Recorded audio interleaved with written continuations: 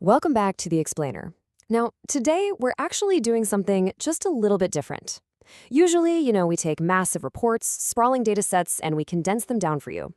But today, we're performing a really meticulous deep dive on a single, profoundly iconic artifact from our source text, the record of the 1970 Simon and Garfunkel track, Bridge Over Troubled Water.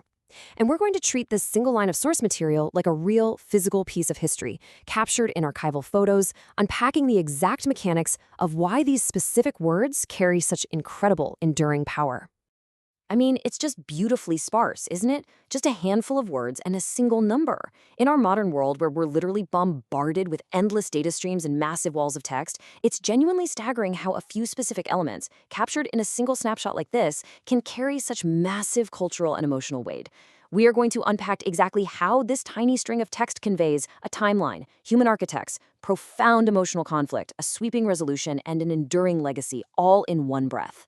Because when you treat this not just as abstract text, but as tangible evidence of a real moment in time, the depth of its construction suddenly becomes crystal clear.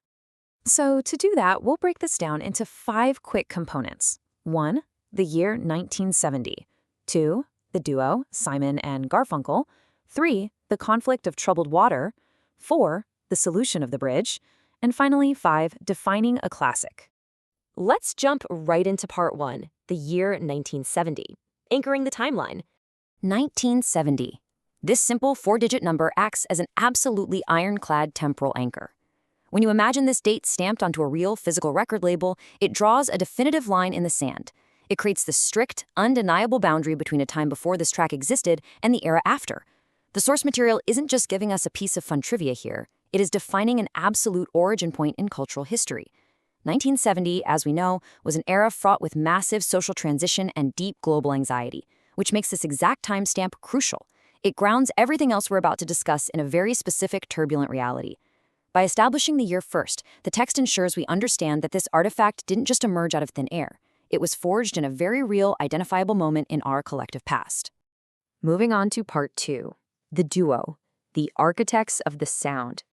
Okay, so here we see the architecture fully mapped out. Simon and Garfunkel serve as the vital human element. They are the act.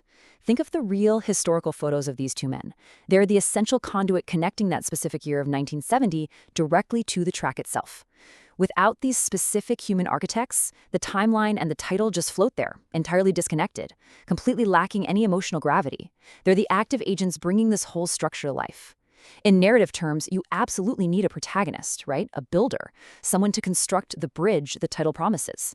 By placing their names right alongside the year and the title, the source text creates this perfect trinity of creation: the time, the creators, and the creation itself. Which brings us to part 3, the conflict, establishing the tension. The source material hands us this incredibly evocative phrase, troubled water. Now, any compelling narrative, even one that's condensed down into a mere title, requires an engine, and that engine, for sure, is always conflict.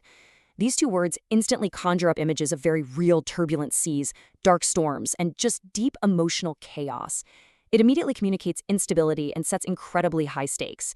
Think about it, without the presence of this chaotic water, the rest of the title, and honestly the song itself, would have absolutely no purpose. The human brain is naturally wired to pay attention to threats and dangers.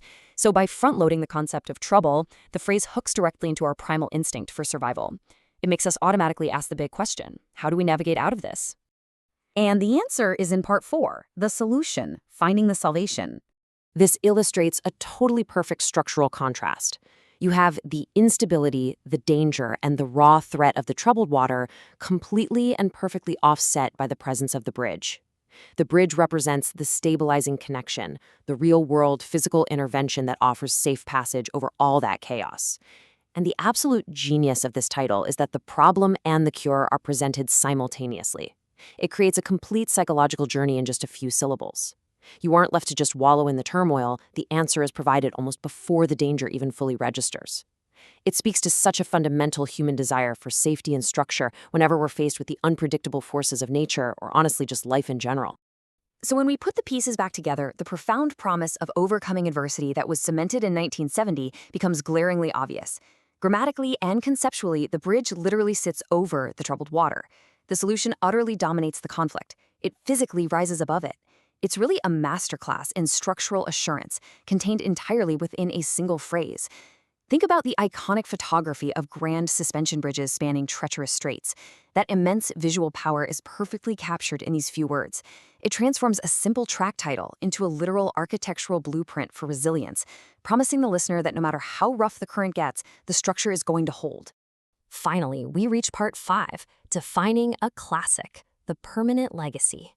The source text explicitly labels this release a classic. And look, this isn't just a casual adjective thrown around for marketing. It is a monumental declaration. Calling a work a classic means it establishes an undeniable, objective standard of excellence. It elevates the track from merely being a popular snapshot of a musical trend back in 1970 to a timeless piece of media with enduring cultural relevance. It essentially tells us that the bridge engineered all those decades ago is still structurally sound enough to carry us today. Much like classical architecture that survives centuries of harsh weather and wear, this piece of art was built with materials, melody, lyric, and profound emotional resonance that absolutely refuse to erode. So as we wrap up this explainer, I really want to leave you with this final thought to chew on. We've taken a single, sparse line of text, a real artifact from history, and uncovered a timeline, human architects, deep conflict, and a soaring resolution. How does a simple metaphor, engineered all the way back in 1970, remain such a sturdy bridge in our cultural landscape today? Think about what other pieces of information in our world hold that much enduring weight in so few words. Thanks so much for diving into this with me, and I'll catch you in the next one.